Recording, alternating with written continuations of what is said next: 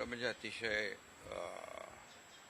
मनाला वेदना देणारी आणि मनाला चटका लावून जाणारी ही अतिशय दुर्दैवी घटना आज महाराष्ट्रात घडली आहे. खरं म्हणजे असं कुणाच्या स्वप्नातही वाटलं नसेल की अजितदादा एवढ्या लवकर आपल्यातून जातील. ही महाराष्ट्रासाठी अतिशय दुःखद आणि दुर्दैवी घटना अजितदादांच्या जाण्याने झालेली आहे. खरं म्हणजे अजितदादा गेले अनेक वर्ष या महाराष्ट्राच्या राजकारणात नेतृत्व करत होते आणि अतिशय परखड स्पष्ट वक्तेपणा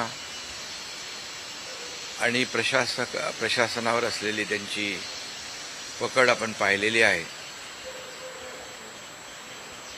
प्रत्येक गोष्टीचा त्यांना बारीक अभ्यास करून बोलण्याची सवय होती आणि परखड स्पष्ट वक्तेपणा, निर्भीड, रोखठोक बोलणारे असले तरीसुद्धा त्याला चूक म्हणणारे असले तरीसुद्धा अतिशय मनाने ते निर्मळ होते. याचा अनुभव मी स्वतः घेतलेला आहे. त्यांच्यासोबत मी मंत्रिमंडळात देखील काम केलं. मी मुख्यमंत्री असताना त्यांनी उपमुख्यमंत्री म्हणून देखील काम केलं आणि जेव्हा मुख्यमंत्री मी असताना मुख्यमंत्री माझी लाडकी बहीण योजना किंबहुना इतरही योजना जेव्हा आम्ही सुरू केल्या तेव्हा आर्थिक जे काही घडी आहे किंवा आर्थिक तरतूद जी आहे ती अतिशय उत्तमपणे त्यांनी त्यावेळेस केली आणि याचा अनुभव मला आहे. आणि एकदा करायचं ठरवलं की ते अजितदादा करायचेच. करतो, बघतो, पाहतो असे शब्द त्यांच्या डिक्शनरीत नव्हते. व्हायचं असेल ते तात्काळ करायचे, नसेल त्याला नाही म्हणायचे. असा स्पष्ट वक्तेपणा या महाराष्ट्राने पाहिलेला आहे. मी असेन, मुख्यमंत्री देवेंद्रजी असतील, अजितदादा असतील, आम्ही टीम म्हणून काम केलं, टीम म्हणून काम करतो.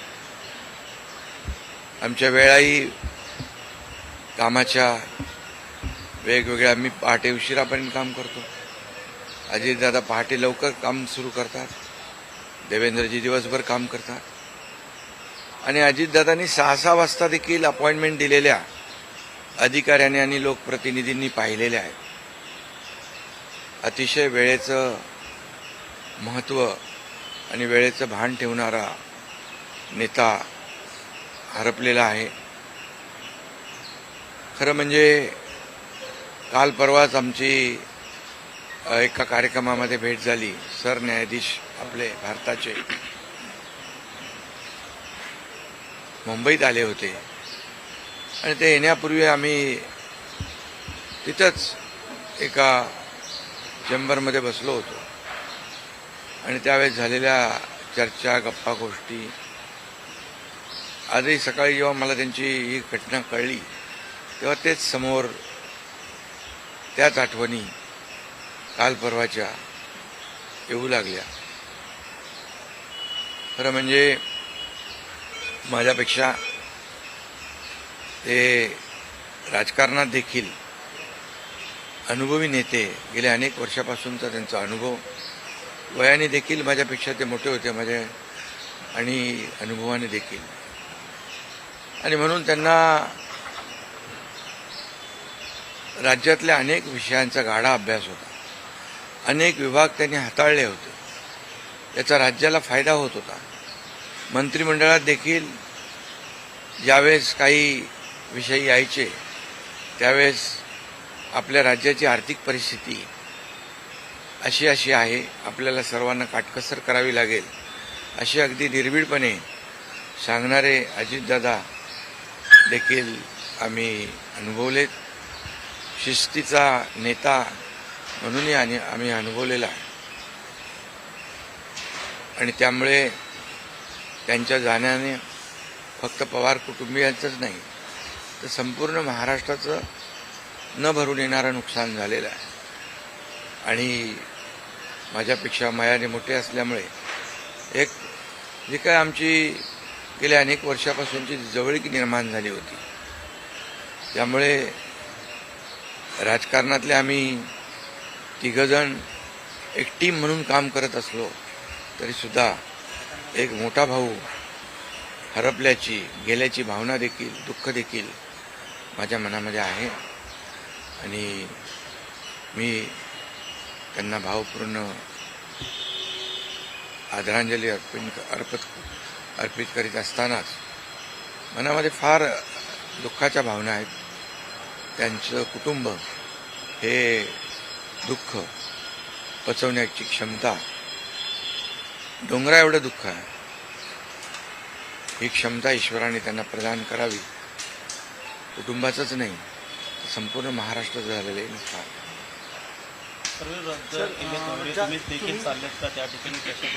हा, मी आणि मुख्यमंत्री देखील आम्ही जातो आहे. आमचे सहकारी आमच्यातून गेलेत, त्याचं दुःख आहे. म्हणजे सभा होत्या त्याही आज आम्ही रद्द केलेल्या आहे. सर, एक विचार असं वाटतं की तुम्ही आता उल्लेख केला की 2 दिवसांपूर्वी त्यांच्या जवळपास 1-1.5 तास तुम्ही बसलेले होतात दोघंच, खूप गप्पा झाल्या त्या चेंबरमध्ये.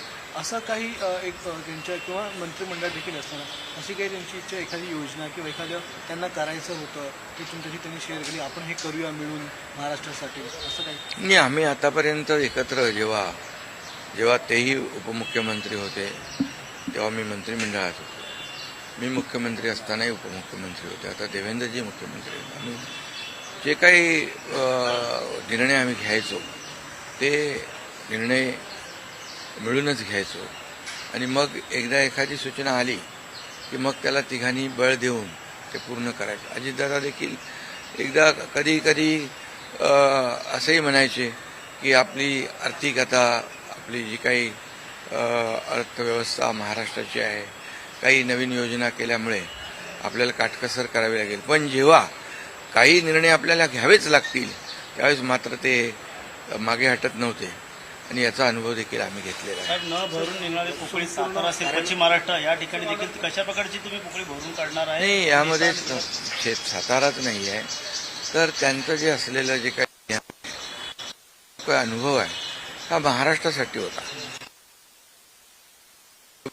त्यांनी प्रतिनिधित्व केल्यामुळे मला वाटतं फार मोठं नुकसान झालेलं आहे, न भरून येणार. शेवटचा प्रश्न, जे काय जसा हा जो विमान अपघात झाला ज्या प्रकारे, काय वाटतं याची चौकशी व्हायला हवी आणि येणाऱ्या काळामध्ये असे अपघात होऊ नयेत, त्यामुळे बिलकुल याची शेवटी आमच्या सहकार्याचा जीव याच्यामध्ये गेला आहे. 6 लोक मृत्युमुखी पडलेले आहेत. त्यामुळे या विमान अपघाताची चौकशी नक्कीच व्हायला पाहिजे, नक्कीच होईल. कारण यापुढे देखील अशा प्रकारचे अपघात होता कामा नये, यासाठी हे गरजेचं आहे आणि त्यासाठी त्याची चौकशी देखील होईल. थोडक्यात हिंदीमध्ये सर, क्या कहोगे? अजित पवार जी का निधन हो गया. बहुत ही आज महाराष्ट्र के लिए एक काला दिन कहूँ, एक दुर्भाग्यपूर्ण घटना कहूँ, एक दुखद घटना कहूँ, ऐसी घटना जो हर एक के एक दिल को दुखाने वाली घटना आज महाराष्ट्र में घटी है. हमारे सहयोगी अजीत दादा पवार जी का प्लेन एक्सीडेंट में दुर्दैवी मृत्यु हुई है. ये हमारे लिए बहुत ही बेहद दुखद है और महाराष्ट्र के लिए भी दुखद है, उनके परिवार के लिए तो बहुत ही दुखद है. और अजीत दादा एक स्पष्ट वक्ता के रूप में जाने जाते थे, एक रोक टोक बोलने वाले.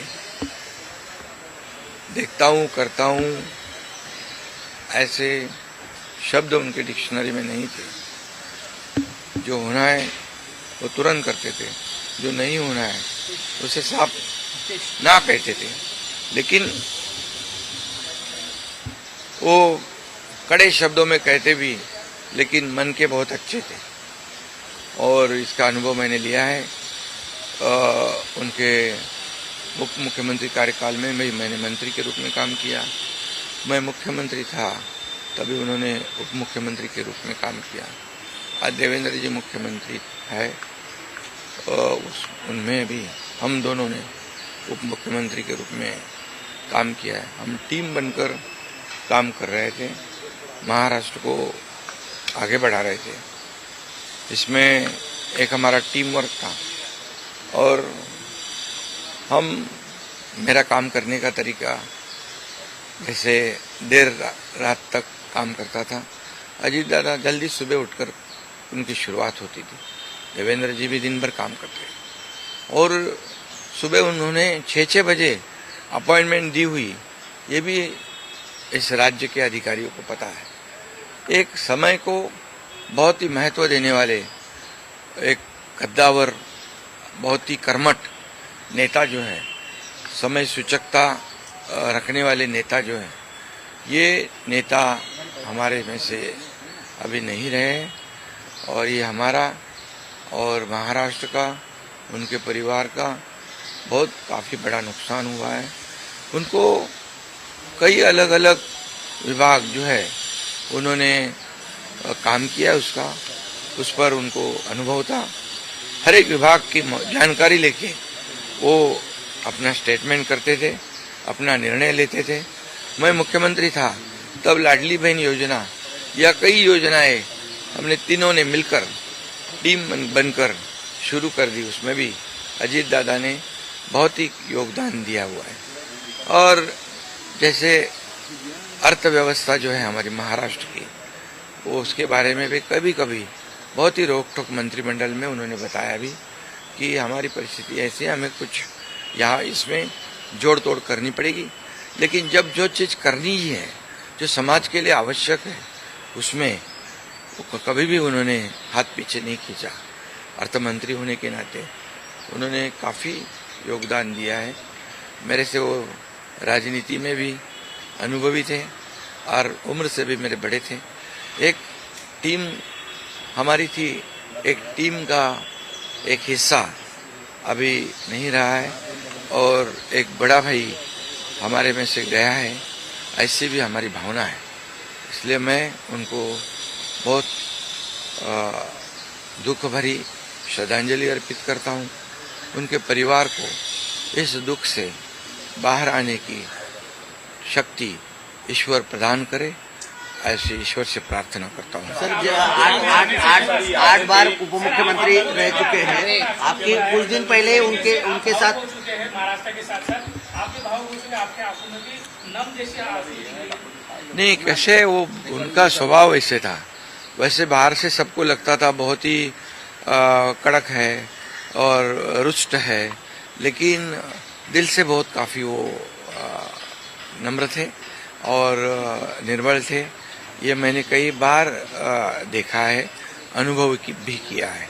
इसलिए ये एक महाराष्ट्र का एक बहुत बड़ा नुकसान उनके जाने से जो भर नहीं आ पाएगा, ये वो है। 8 बार मुख्यमंत्री पूरे इस तरह के हादसे हाँ, बिल्कुल। इसकी जो दुर्घटना हुई है, इसकी जांच जरूर होगी, क्योंकि ऐसी दुर्घटना पुनरावृत्ति ना हो, दोबारा ना हो, इसलिए जरूर इसकी जांच होनी चाहिए और होगी। 8 बार उप मुख्यमंत्री, बहुत सारी यादें थी आपके मंत्रिमंडल में भी, उप मुख्यमंत्री थे, आज भी जो है।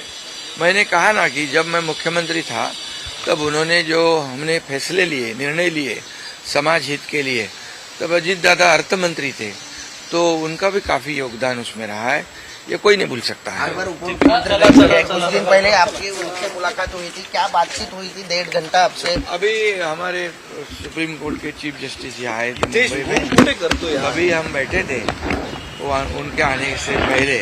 अभी काफी हंसी मजाक हो रही थी, चर्चा हो रही थी, वही बातें आज सामने आ रही है। 2 दिन पहले हम साथ में बैठे थे और आज अजीत दादा नहीं रहे, ये दुख की बात है।